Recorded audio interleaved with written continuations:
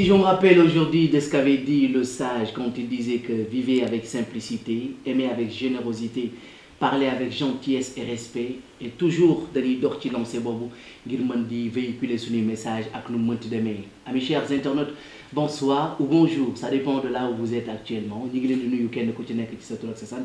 Seen buzz la comme ni ñu ko daal di defee à chaque fois di waxtaan ak yéen ngir jox leen lépp loo xamante ni moo di actualité, di waxtaan ak yéen ngir jox leen lépp loo xamante ni également moo di fait divers. Nuyu nañ leen te di leen wax dal leen ak jàmm, di leen masawu également ci feebar bi nga xamante ni moo di coronavirus. Comme ni ñu koy waxee balaa kenn di yëkkati kàddu war na cee wax ba tax na ñu ciy soññaat di ci ñaax doomu aadama yi ñu gën cee jël matuwaay ku ci nekk rek fa nga nekk war nga jël ay mesures yoo xamante ni yow ak say njaboot à chaque fois ñuy raxasu wala itam ñuy def li nga xamante ni demandé nañ ko, waaye itam bañ di dem ci yenn lieux yi nga xamante ni c'est interdit par la loi. Defe naa bu ñu yeggee ci biir waxtaan bi daal ci xuus ba tax na nag tey dama daje koo xamante ni ndaanaan la ci biir ndaanaan yi kooka la ñu ne ko Ndeye Penda Ndiaye doon doomu Sénégal waaye nekk également foofu nga xamante ni moo di ca bitim réew di fa daan dooleem boobaak léegi yàgg na yàggul waaye dinañ dugg ci waxtaan bi xuus ceeg moom laataa ma naan ko salaamaaleykum soxna Ndeye Penda Ndiaye maa ngi lay nuyu. maaleykum salaam Didier Richard. maa ngi lay fay bu baax. maa ngi nuyu internet Senbuzz yi ñuy seetaan yépp di nuyu monde entier.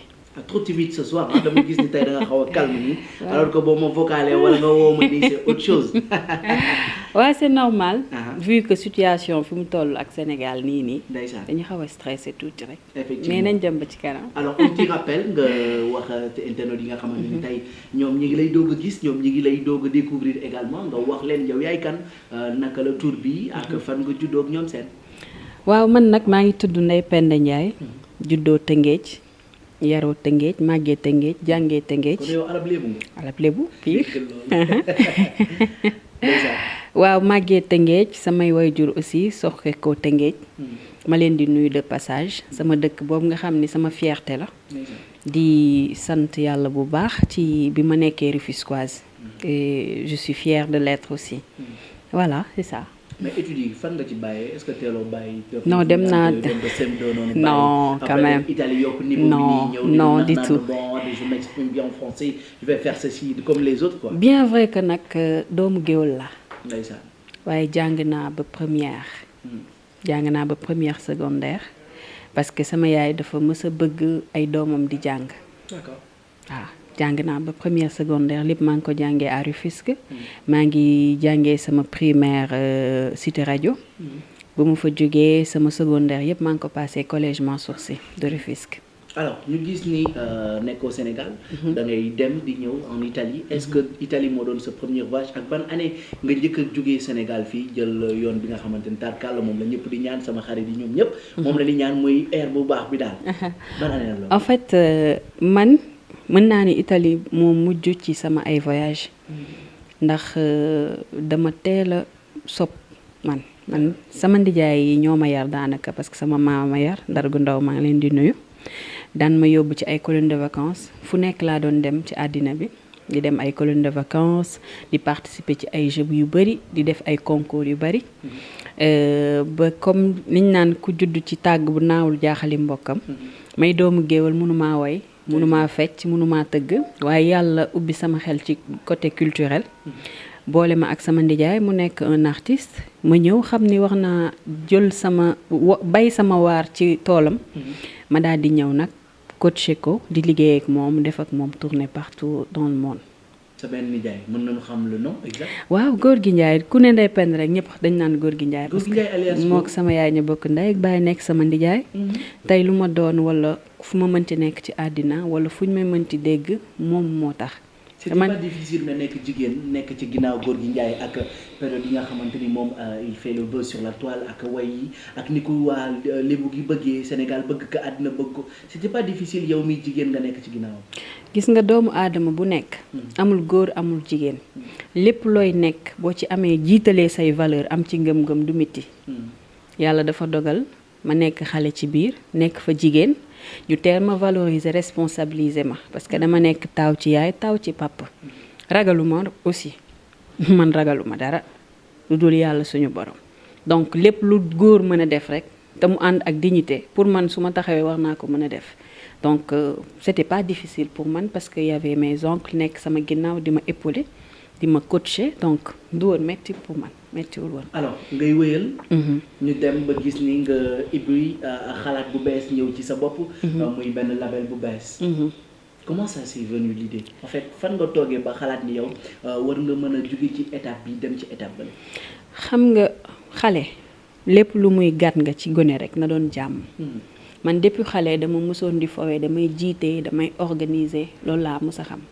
suñu koñ àndax gu ndaw dama leen di nuyu ñoom ñëpp yàgg naa fa organiser lu nekk jeunes yu bari yoo xam ne tey ñu ngi yëngu ci art. waaw tey jii mën naa ni ñu bari man maa leen pousser à ce que ñu dugg ci art parce que tout le temps maa ngi bëgg nit ñi nekk benn nit ñi dajaloo nit ñi di ambiance loolu laa bëggoon. bi nga xam ni yàlla dogal na ma nekk di ménager sama ndijaay bi ma ko ménager ba à un certain moment j'avais décidé nag ma dem toog carrément concentré wu dem Europe daan sama doole. bon bi ñu demee ba ci biir deret bi xaw a yëngu tuuti. deretu géwél bi xaw ma yëngal tuuti. ma ni pourquoi pas ma créer benn maison d'événementiel et de production. di organiser événement comme am naa connaissance bi.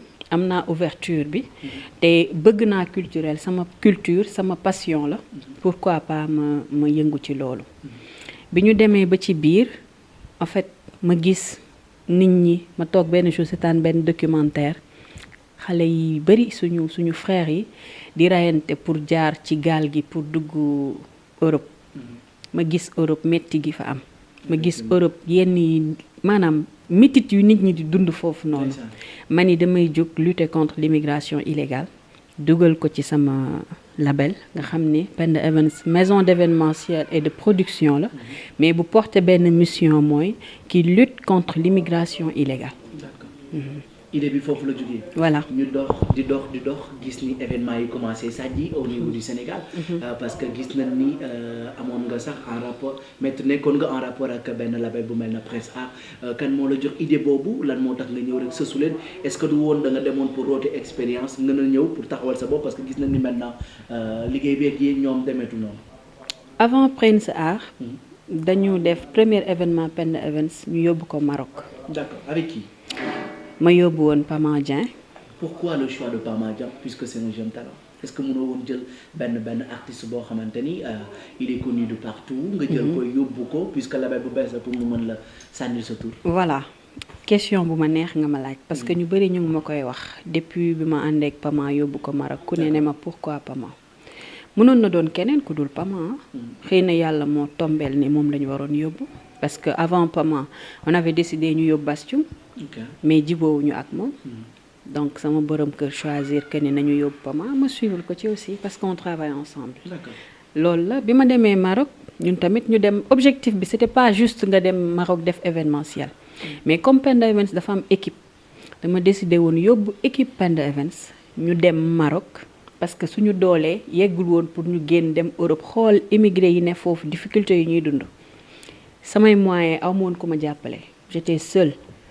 sama propre moyen laa génne woon sama propre fonds yóbbu sama équipe pour ñu dem Maroc dem Tanger dem xool ñi nga xamante ne ñu ngi jaar ci gaal yi yan difficulté lañ fa nekkee. mais comment ça se fait yow ngay tëgg événement bu mag bu njëkk ci li nga xamante ni moo di sa label par exemple. demoo wutu ay partenaires yu la jàppale yu nekk sa ginnaaw pour booster la nga ne yow yaay jël sa matuwaay jël sa propre xaalis di ko ci investir est-ce que loolu mën nga ci génn réellement. en fait puisque voyage bi sax c'est pas ici au Sénégal mais da nga jógee Sénégal dem Maroc. et on a fait 1 mois là-bas. 1 mois. et en fait c'était pas dem def sama premier événement.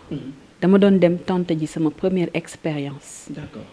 donc booy door a jug nit ñi lay gëm du bari booy door a jug mën naa ni sponsors yi wala partenaires yi duñ la jox bopp donc man dama préféré woon ma jël sama propre fonds li nga xam ni maa ko ñàkk maa ko liggéey def ma ko prêt ci benn banque mu lew ma investir ko ci parce que sama passion la lu ma bëgg la lu ma yëg la ci sama xol ma dajale ay jeunes yoo xam ne am na ci ñoo xam ne mosuñu tukki wala mosuñu jël vol xamuñu lan mooy immigration même bu dee Maroc la ma ànd ak ñoom pour que loolu mu doon formation ci ñoom pour ëllëg bu ñu ñëwee Sénégal pour lutter contre l'immigration clandestine am ci benn aperçu ak benn idée pour mën a développer wu. looloo waraloon ma ànd ak sama équipe yóbbu leen Maroc juste que le choix de Paman pour que ñu def ay spectacle c'était juste pour coiffer l'affaire mais en fait c'était pour ñu dem Maroc xool émigré yi nga xam ne dañu doon jaar ci gaal yi lan la ñuy dund foofu ak yan métit la ñu mujjee également du artiste bi kese moom moo def première expérience am à l'étranger parce que à ce qui paraît ñi nekk ci biir label bi ci boppam am na ci ñoo xamante ni ñoom itam ñu ngi doon doog a génn donc ce qui veut dire que yaa ngi contribuer également par rapport ak yenn jeunes yi nga xamante ni ñoo nekk sur la toile di yëngu ci seen i liggéey jël leen fii ci Sénégal yóbbu leen Maroc pour ñoom itam ñoo am expérience. Voilà c'est ça parce que man sama objectif mooy ma participer ci sama réew ak anam bi ma ko mënee. D'accord. Voilà moo taxoon man tamit nit niñ naan bay ci say oom booy jël ay nit wala ngay former ay doomu aadama ci biti naan leen moytu leen gaal gi mbëkk mi nangam sangam nii ak nii da ngay jël ñi ngay liggéeyal d'abord. da nga xam ñoo war a porter message bi nga yóbbu leen ñu gis xool gis métit bi fa nit ñi di dund ñu dem Maroc dem def micro trottoir xool sénégalais yi fa nekk yan difficulté la ñu am ñoo xamante ni ñu ngi def le tout pour ñibbisi te mënuñu ñëw ma bëgg wane ni c'est pas parce que par force dañu war a dem tukki ji pour am loolu lay ñaanal ñëpp bu fa seen wërsëg nekkee suñu borom yóbbu jeunes yëpp ñu dem tukki am ñoo def suñu réew mais pas ñuy jaar par ay gaal wala di tenter loo xamante ne nii voilà man gënaluma moom sincèrement. Important mu doon li nga xamante ni moo di sa première expérience je vous rappelle que yéen a ngi togg ak ki nga xamante ni moo di Ndeye Penda Ndiaye comme je viens de l'accoutumer tout à l'heure mes chers internautes kii nag doon koo xamante ni macha allah yor na entreprise am yor na labelam boo xamante ni c'est une label de production qui s'intitule au nom de Penda Evans Prod defe naa maa ngi doog a annoncé tur bi le nom fan la jógee Penda Evans Prod. tu sais Kheucha man dama nekk une femme leader. ma gëm sama bopp man dama gëm.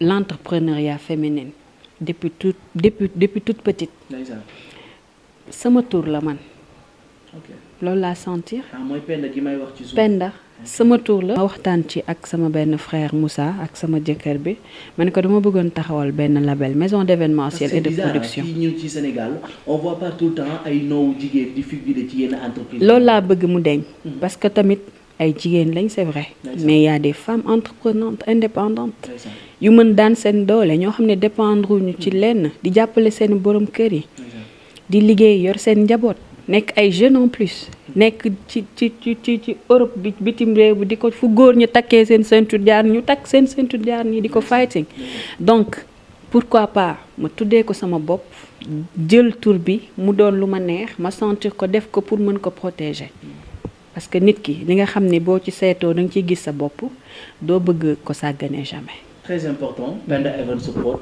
man bi may dégg tur bi bon man j'imaginais en fait gis benn grande dame teg cheveux naturels yi def pose yi fii silbeeg ñoom seen pour wane ni bon c'est une grande dame quoi qui s'est mis vraiment qui se prépare et que di waajal loo xamante ni pour Sénégalais yi mën a sati kontaan mais bi ma ñëwee tey gis fi benn yaay faal bu def ñaari mascara rëdd benn côté droite côté gauche laal tuuti pastelam teg ci boppam benn laafa man dama ni mais attends est-ce que man li ma doon xool ci nit ki wala des fois nit yi ñooy tur ak jëm bokkul daal dafa mel ni. La simplicité c'est de l'art. Effectivement. C'est pas parce que def naa ko ba tey comme sama morom yëpp teg sama cheveux def sama ay cils mais bon dépassé naa ko pour man li ma dese sama kanam mooy en tant que jeune en tant que mère de famille mooy jéem a ut loo xamante ni tey jii sama rakk yi sama frère yi nga xamante ni ñu ngi ci dëkk bi sama moroomu jigéen ñi tey jii ñu gis seen bopp ci man lépp loo xam ne taxawal naa ko ci Penda Evans am ñu ci sant seen bopp te loolu àndul ak folklore bi non je préfère être simple pour mën a maaseek ñëpp pour ñëpp mën ma ñeme ma ubbil buntu ñëpp ñu ñëw ànd liggéey ensemble. Première expérience en Maroc deuxième expérience bi fan la. waaw bi ñu jógee Maroc ma ñëw ci question bi ma posé sànq. tudd ci Prince Art. bi ñu jógee Maroc ñëw dañoo dem côtoyer Prince Art man maa def samay pas vers ñoom avant may ñëw depuis Maroc ci laa woo Ibou par le biais de mon mari ma wax ak moom que ni dañu bëgg participer ci promo albumu Momo Dieng comme c'est la famille te ñun ñëw nañ taxawal maison d'événementiel et de production bëggoon nañ wane suñu expérience ñun aussi te ay xale lañ il faut que ñu am fu ñu jaar foo xamante ni ñoom fu ñu wéeru dëgër na pour que ñun tamit ñu mën a wane suñu bopp ñoom tamit ñu faciliter ñu ko bu baax ñu jox ñu tout ce qui est promotion ci côté album Momo Dieng yaakaar naa ni sénégalais yi ñooy apprécier gis nañ ci liggéey bu am solo biñ ci def organiser ay showcase def ay micro trottoir c'est ça mi ngi noonu voilà may ay concert def leneen ak leneen et que bi ñu jógee ci loolu lépp ci suivre promo bi yóbbu nañ ko Mauritanie def nañ yeneen ak yeneen donc sant yàlla quoi. alors kan moo la jox idée wu pour nga jël dem côtoyer waa Prince Art parce que boo nee da ngay woote label. mu leer nañ la Prince Art label la est-ce que c'était pas nécessaire yow nga jël sa yoonu bopp jël sa voix bopp jëm leen dóor mbagg tuuti wan leen ni leen vraiment depuis belle lurette ñoom ñoo fi nekkoon et puis ñoom ñoo fi ne di produire ay artistes ak ñoom seen puisque yow loolu ngay woote ci sa biir label y a des jeunes artistes. est-ce que du yow kon waroo woon ñëw jéem a am foo positionné wan ni yow Sénégal ni leen am na keneen ku ñëw pour mën a wane leneen.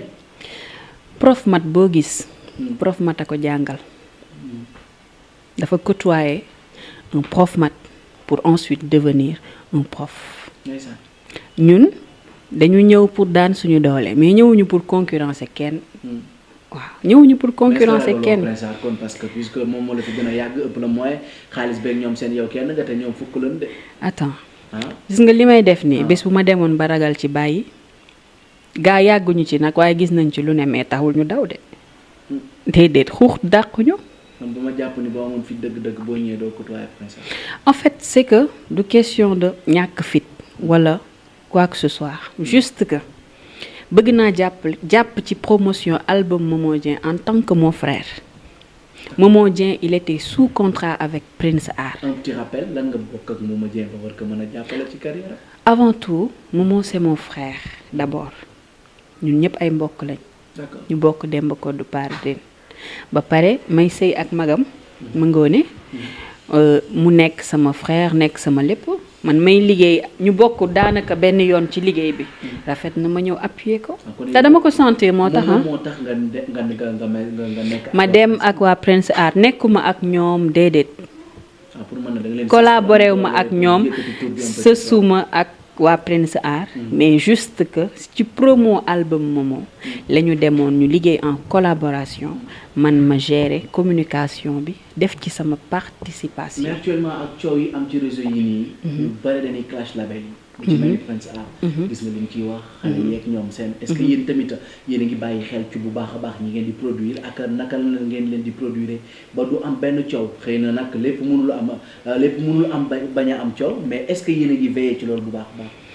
gis nga Kheucha valeur doomu aadama du boroom label moo koy defar du boroom daara ji moo koy defar du boroom école bi moo koy defar éducation de base avant tout dafa am solo gis nga ñun suñu parents yi je crois que ni am nañ ci part de responsabilité bu rëy ci lépp looy dégg nag ñaan ay label laak ay leneen ak leneen parce que tey ji sa doom boo defee ci moom ay valeur ñaax ko comme nu mag ñi daan def doomu diw ak diw nga fii nga bokk lii waru la lii war na la jomb tey risque bu taxawoon ci kanamam daf koy moytu donc bu ñu man dama contre ku ñu jóg rek naan non label yi ñoo yàq ni attends et nos parents alors ani valeurs yi ñu war a inculquer d'accorduma ci loolu d'accorduma bien vrai que nag ñun dañuy jël suñu matukaay yu baax. merci à toi aussi. merci beaucoup amis chers internautes j'espère que kontaan ngeen également ci li nga xamante ni moom la leen fii Ndeye Penda Ndiaye andil bokk ci les femmes braves du Sénégal bokk ci également les femmes yoo xamante ne sont des exemplaires ici au Sénégal parce que chaque fois gis nañ ni jigéen ñi itam ñu ngi takk seen digg jàpp di gën a dóor ndaxte dañ ni jóg dóor waar rek a nu war ay ca mbokk yeeg xaritu internautes yi c'était Kheucha Senbuzz. Merci beaucoup à vous les caméramans Amadou Fall merci beaucoup également à mon ami et frère moom du mooy bëgg di wax tur bi ndax moom dafa bëgg di nëbbatu waaye maa ngi nuyu bu baax a baax Khalifa bu baax a baax merci beaucoup à tous et merci n'oubliez surtout pas de vous abonner sur notre page parce que chaque fois fii rek la mburu mi di xoyam te fii rek lay neexee c'était Kheucha ciao